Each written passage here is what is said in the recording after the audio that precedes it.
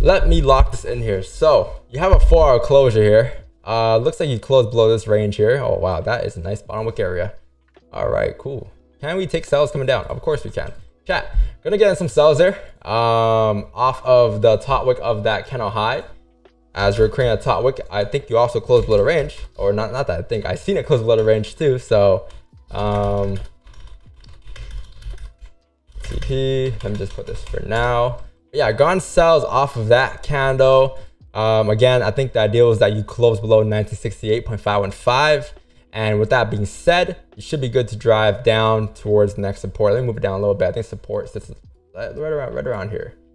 Right around there should be good. But yeah, you close below here. I would assume that with that, you should be on your way down towards the next support. And I think that area is going to be, again, the wick fill. Wick fill is at 1965.803. That's going to be my target. Stops are going to be above, I'll say, this zone to the left-hand side over here. So around here, 1982.356 or 1982.356, I'll say.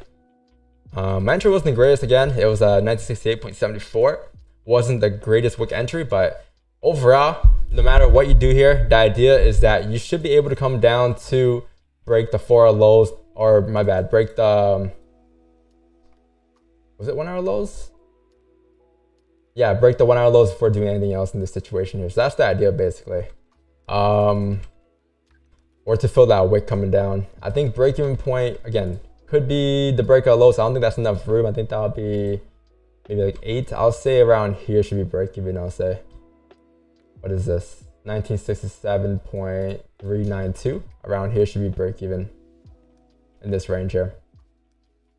All right. That's the idea behind that trade, chat. Just, I'll say mainly off the 1-hour, the 4-hour close was great as well. I think I could also move my TP a little further down. I'll say below 1961 or 1962.860 here should be pretty good. But yeah, that'll be my TP, overall TP in case it does run. But yeah, chat, that's it.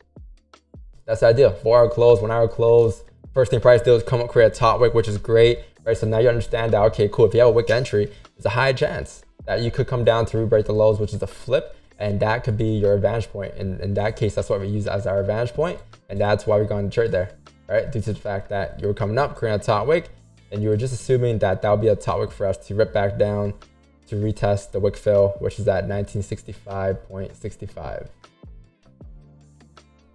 That's it, chat. Pretty straightforward trade for the most part, just a closure back into the range. Let me put this line right around here so I don't forget. 64.60. 64.60. Yeah, right there. Next level to look at. But yeah, that's it, chat. Let me update this TP and stop loss here if I forget. 1962 point. Yeah, the reason why I was so quick to it because I was already like predetermined to looking for sells after 9 a.m. right? I told you guys that. So when it kind of opened up, no top wick, it's just instant. It's like that's when we'll usually get in, right? Because we already pre-analyzed anyways, right before the closure, right? We won't just pre-analyze at 9. We pre-analyzed it way beforehand. Like 8:30 we set it, right? I was looking to use this stop, but honestly, I rather use this stop because this stop, this one has no wick, right? So like worst case, I mean, very long shot, but if price ends up coming up and then flipping bearish, you know, I'd rather just not close back above 80 and it can wick into above these highs and still not break above these highs and drive. If it breaks above these highs, then you're probably gone because I think that's the daily flip, I believe. Yeah, daily flip is around like 1980. So no reason to have a stop higher than that. In terms of pineapples, there's a lot of potential for pineapples. A lot of potentials because any given point, since you don't have a bottom wick here, you could still reject, right? So as long as price doesn't have a bottom wick at 1967, pineapples could be anywhere. But I'll say for me, pineapples would probably be on the maybe at like 1960s, let's see.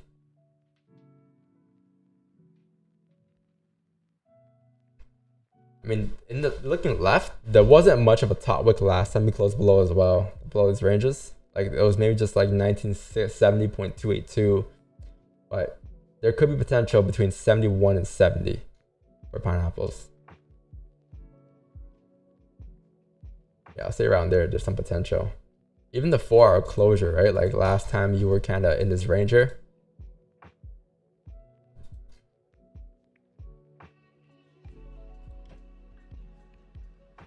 Like there wasn't much of a top wick. This one came up to maybe like 68. This one came up to like maybe 69, where it is right now, 860. This one there's no top wick. This one there's no top wick, right? So it's pretty.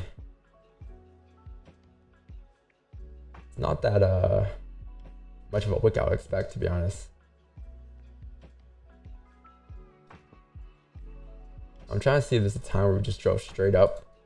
He didn't reject.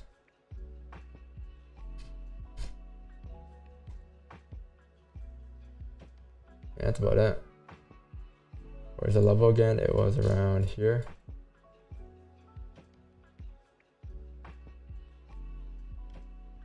The thing about having a sell stop too, some of you guys are asking, is like with the sell stop, it's okay to take as well, but like the advantage point was the flip, right? So if you take a sell stop on the flip, you're missing out on the advantage point, which is okay if you're overall expecting the 4 count to drive down.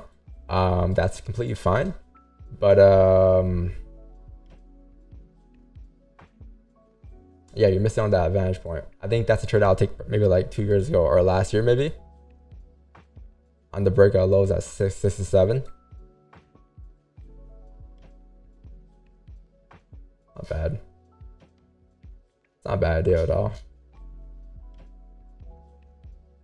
I want to see if you can break the lows here. How much does that give you? It gives you 7 to 8 pips on the breakout lows.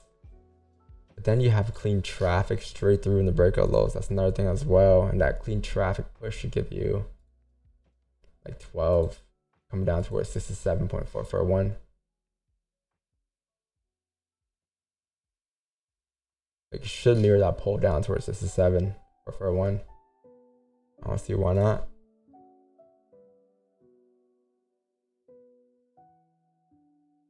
This is 7.4. You're gonna see it taps to 7.4, but same thing as earlier chat. You know how we had a level at 71 earlier? There's level at 71 earlier. You see how it started to reject and hover? You might get the same thing here. I mean, I'll prefer if we don't, you know, if you can just drive straight through, that'd be great. That'd be amazing. No need to stress, but just be aware. That's why we're going to break even at 67.4, right?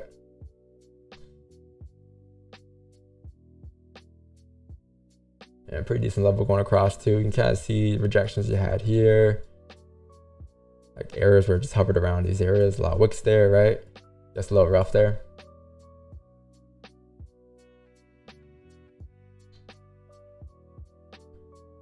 So now it's like, okay, well, the 4 kind of flipped bearish again, right? I'm not sure if it broke the lows. I think it came close to doing so. But now it's like, okay, well, what's the high of the 4 count now? Is that going to be the high for the rest of the 4 count close? Or will you come up to create a steeper wick, right? That's what you're trying to figure out right now.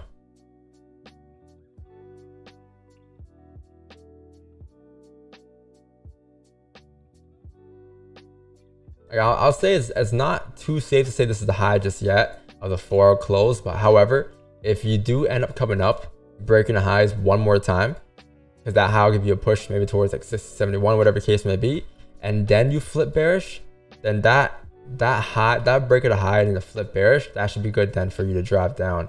I wouldn't assume you'll come up to create a steeper wick, right? Because if you were to pop up now and create a steeper wick, now that's the time, right? But if you do come up, create a top wick, and then you flip bearish again, there's no reason for a price to come back down and re-break the lows if it wanted to drive up.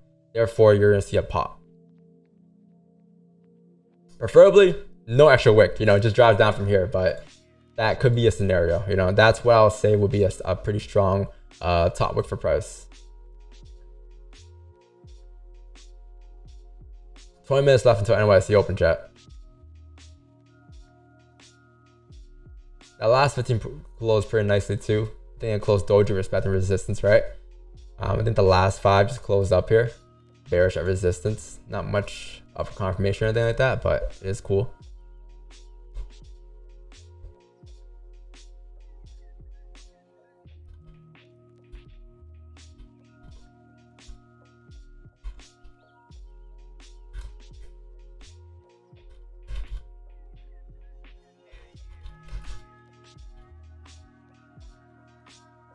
Can you tap 67.4? That's what I was expecting to tap into.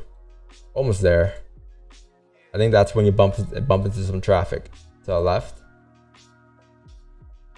What did you peak there? You peaked like, yeah, like barely 10.